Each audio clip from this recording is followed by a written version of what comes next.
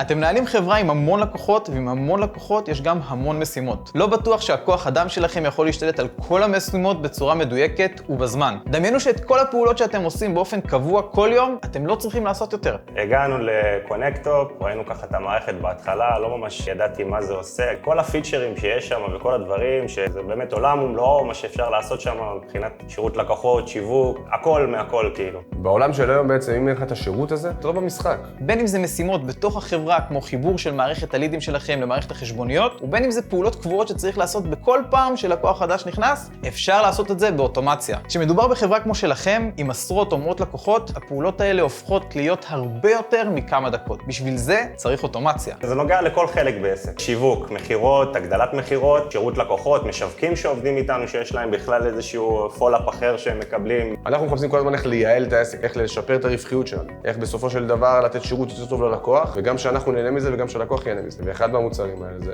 קונקטופ.